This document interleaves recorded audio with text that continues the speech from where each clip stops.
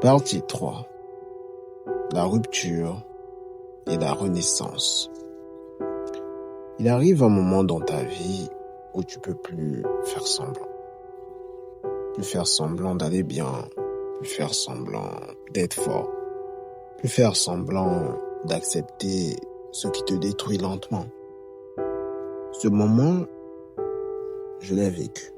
Et ce jour-là, j'ai compris une chose essentielle.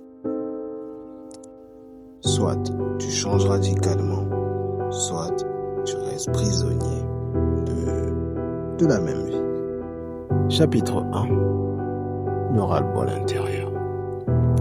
Personne ne voyait ce combat. Il était silencieux, il était intérieur. Chaque jour, je me levais avec ce poids. Trop de pensées, trop de souvenirs, trop de frustration, trop d'attentes déçues. On va revenir sur A, U et D, d'autres encore. Il faisait partie de mon passé, mais continuait à vivre dans ma tête. Et c'est là que j'ai compris le vrai combat n'est pas contre les autres, mais contre ce que tu laisses t'habiter. Chapitre 2. La rupture mentale. La rupture la plus importante n'est pas amoureuse, ce n'est pas sociale, ce n'est même pas professionnel. C'est la rupture avec ton ancienne version. Un jour, j'ai décidé d'arrêter, d'expliquer ma vie, de me justifier, de chercher la validation et de répondre à tout le monde. J'ai coupé net, sans annonce, sans bruit. Quand tu coupes le bruit, tu entends enfin ta vraie voix. Chapitre 3. L'isolement volontaire. J'ai choisi la solitude, pas parce que j'étais faible, mais parce que j'avais compris une vérité que peu acceptent. Voilà la vérité. Tu ne peux pas te reconstruire dans le même environnement qui t'a brisé. J'ai réduit les conversations, j'ai supprimé les distractions, j'ai quitté certains espaces mentaux et sociaux. Et ce n'était pas facile, mais c'était vraiment nécessaire pour mon bien. Chapitre 4. Le vide. Au début, le silence fait peur. Quand tu n'as plus de messages, plus d'attention, plus de distraction. Là, je parle de ceux qui en ont. Tu te retrouves face à toi-même. Et c'est là que beaucoup fuient. Mais j'ai tenu, vraiment tenu bon. Dans ce vide, j'ai commencé à penser clairement, à comprendre mes erreurs, à analyser mes choix passés. Le vide n'est pas un ennemi, c'est un révélateur. Chapitre 5. La discipline comme refuge. Quand tout est instable, il te faut un pilier. Pour moi, ce pilier est devenu la discipline. Je me suis imposé des règles.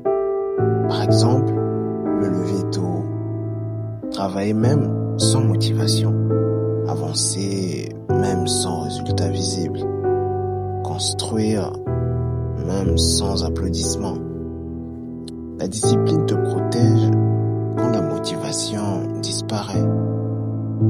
Chaque jour, je posais une brique invisible et personne ne voyait rien sauf moi.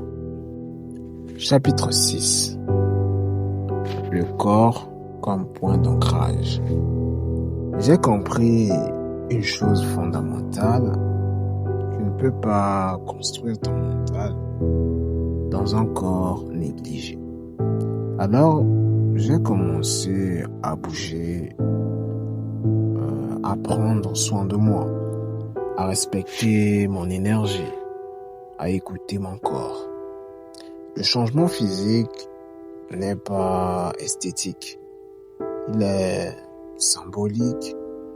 Chaque effort physique envoyait un message clair à mon esprit. Je reprends le contrôle. Chapitre 7. Le projet comme échappatoire. À un moment, tu dois canaliser tout ce que tu ressens. Si tu ne le fais pas, ça te détruit. Et moi, j'ai choisi de créer du contenu, comme ce que je fais maintenant. Créer une vision, créer quelque chose qui me dépasse. YouTube n'était pas juste une plateforme, c'était une sortie, on va dire un exécutoire, un moyen de transformer mon vécu en valeur. Chapitre 8. Les premiers signes de transformation. Rien explose d'un coup.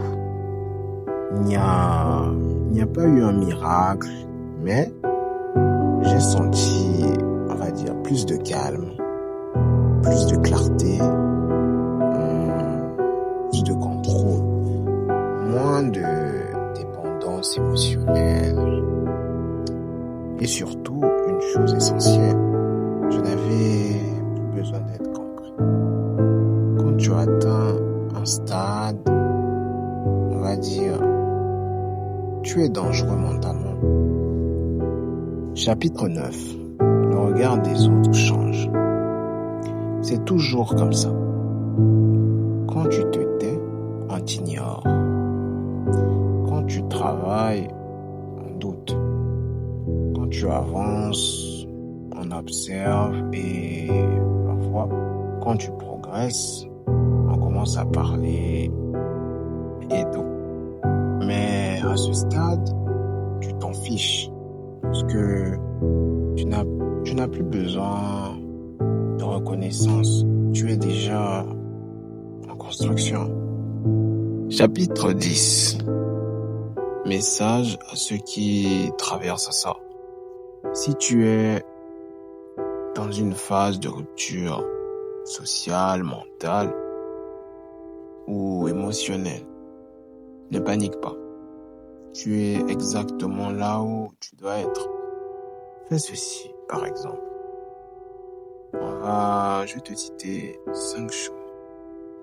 5 choses. Bon. Pour le premier, coupe le bruit.